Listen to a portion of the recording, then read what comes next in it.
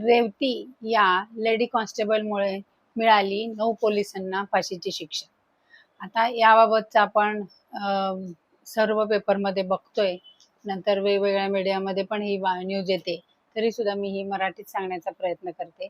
तर याबाबतची घटना अशी आहे की 2020ला मार्च 2020ला कोविड आला म्हणजे कोरोना काळ होता. त्यामध्ये लॉकडाऊन लागलेलं होतं आणि लॉकडाऊनमध्ये प्रत्येक राज्याच्या सरकारने त्यांचे निर्बंध घातलेले होते.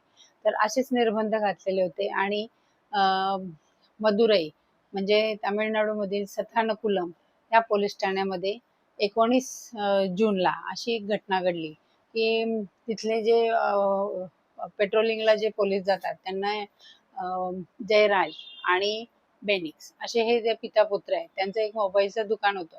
ते राऊंडला गेल्यावर त्यांनी त्या दुकानात मोबाईलच्या शॉपमध्ये जाऊन सांगितलं की अरे हे दुकान तर तुम्ही आधी बंद करायला पाहिजे होतं, म्हणजे जे टाइम दिलंय त्याच्यापेक्षा जास्त उघडं ठेवलंय आणि याच्यासाठी तुम्ही जे उल्लंघन केलेलं आहे लॉकडाऊनचं. आणि असं करून ते जयराज म्हणजे जे वडील होते त्यांनी अटक करून पोलीस ठाण्यात घेऊन गेले. आता पोलीस ठाण्यात घेऊन गेल्यानंतर त्याचं सगळी चौकशीसाठी त्यांनी पोलीस ठाण्यात त्यांना नेलं.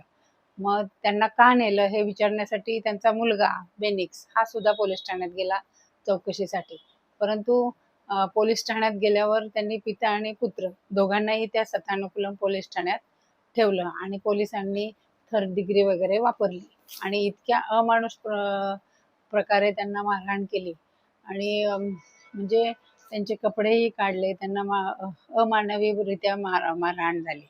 आता मारहाण झाली नंतर त्यांचं रक्त वगैरे खाली जमिनीवर फरशीवर सांडलं. ते रक्तही त्यांच्याकडून त्यांनी पुसून घेतलं. अशा प्रकारे ती मारहाण झाली आणि रात्रीच्या नाईट ड्युटीला तेव्हा ते 10 लोक होते की ते इन्चार्ज ऑफिसर आणि 9 पोलीस सगळ्या कॅटेगरीतले. आणि नाईट ड्युटीला ही लेडी कॉन्स्टेबल जी आहे रेवती, ती नाईट ड्युटीला आली आणि ती सांगायला गेली की त्या ऑफिसरना की मी आता आले. परंतु त्यांनी तिला बाहेर घालवलं की नको, आम्ही ह्या चौकशीसाठी याला त्याची चौकशी चालू आहे तर तू जा. अशा प्रकारे त्यांनी तिला बाहेर काढलं.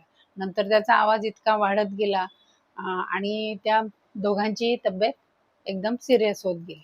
तरी सुद्धा दुसऱ्या दिवशी 24 तासाच्या आत त्यांना कोर्टात हजर करायचं म्हणून त्यांनी कोर्टात नेलं. परंतु मग नातेवाईकांना त्यांनी सांगितलं की त्यांना नवे कपडे घालून घेऊन या, त्यांचे कोर्टात हजर करायचं. पोलीस जजने पण त्यांना पोलीस कोठडी दिली दुसऱ्या दिवशी 24 तासाच्या आत हजर केल्यानंतर. परतही ते पोलिसांच्या ताब्यात होते, परंतु नंतर त्या दोघांची इतक्या अशा प्रकारे मारहाण झाली की ते दोघेही सिरियस झाले आणि त्यांना सिव्हिलला न्यावं लागलं. नंतर 21 तारखेला तो बेनिक्स चा मृत्यू झाला आणि 22 तारखेला त्यांच्या वडिलांचा मृत्यू झाला. आता असा हा पोलीस कस्टडीतला मृत्यू झाल्यामुळे सगळं जनप्रक्षोभ म्हणजे अनावर झाला की जनता एकदम जनतेने आंदोलनं केली. तसे तिथले मुख्यमंत्री यांनी सीबीआय चौकशी लावली. आता सीबीआय चौकशी लावल्यानंतर सीबीआयने त्याचा तपास केला. आता तपास केल्यानंतर जे ते मृत होते जयराज आणि बेनिक्स यांचे रक्ताचे नमुने आणि पोलीस ठाण्यात जिथं मारहाण झाली तिथले सगळे रक्ताचे नमुने, टॉयलेट बाथरूमचं रक्त हे सगळं मॅच झालं आणि त्याच्यानंतर ती केस तिथं मदुराई कोर्टामध्ये दाखल झाली. त्यांच्यावर चार्जेस लागले की पोलिसांच्यावर ते जे 10 पोलीस होते त्यांच्यावर पुरावा मिटवणे, अमानुषरित्या मारहाण करणे असे सगळं त्याच्यामध्ये चार्जेस त्यांच्यावर लागले. आणि जेव्हा सीबीआयने तपास केला तेव्हा असं लक्षात आलं की लॉकडाऊनचे निर्बंध काही या लोकांनी तोडलेलेच नव्हते, परंतु त्यांचा पर्सनल जे काही त्यांचे वाद होते त्याच्यातून त्यांनी त्याला ह्या कारणास्तव पोलीस स्टेशनला नेऊन मारहाण केलेली होती.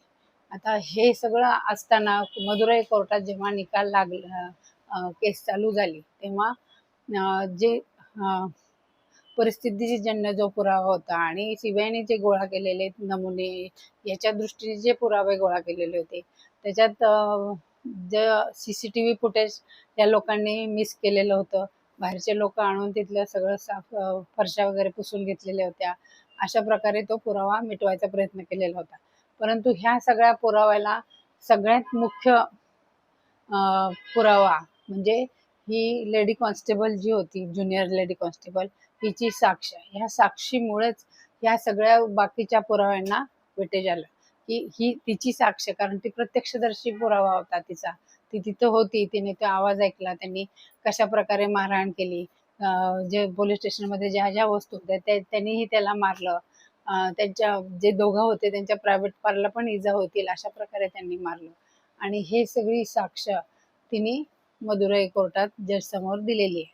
परंतु ही साक्ष देण्याच्या आधी तिने जजना सांगितलं की मी इथं नोकरी करते, माझ्या वरच्या अधिकाऱ्यांच्या विरुद्ध मी साक्ष देणार तर मला नंतर माझ्या नोकरीत प्रॉब्लेम येऊ शकतो किंवा मला हे प्रोटेक्शन हवं आहे. मी मॅरिड आहे, तर मला 2 मुली पण आहेत, तर त्यांनाही संरक्षण मिळालं तर मी ही साक्ष देते. कारण ती घाबरत होती अशी सगळी साक्ष देण्यासाठी. पण ती म्हटली की मी आहे ते सगळं सत्य सांगेन. मग त्या कोर्टाने त्यांना सगळं प्रोटेक्शन पुरवलं आणि हे प्रोटेक्शन पुरवल्यामुळे ते सगळे सत्य घटना तिने कोर्टात सांगितले की त्या रात्री नेमकं काय झालं. आणि हे सगळं तिने खरं सांगितलं, कोर्टासमोर सांगितल्यामुळे ह्या सगळ्या 9 जणांना फाशी मिळाली. 9 जण म्हणजे कसे 10 जण होते, परंतु कोविड काळामध्ये त्यातला 1 जण वारला म्हणून हे 9 जण शिल्लक राहिले आणि ह्या 9च्या 9 लोकांना लेडी कॉन्स्टेबल रेवतीच्या साक्षीमुळे फाशी लागली. म्हणजे रेवती सुद्धा पोलीसच आहे आणि ते पण दुसरे पोलीसच आहेत. पण एका पोलिसाला दुसरे इतक्या पोलिसांच्या विरुद्ध साक्ष द्यावी लागली आणि सत्याचाच विजय झाला. आणि अशा लेडी कॉन्स्टेबलला आमचा सलाम.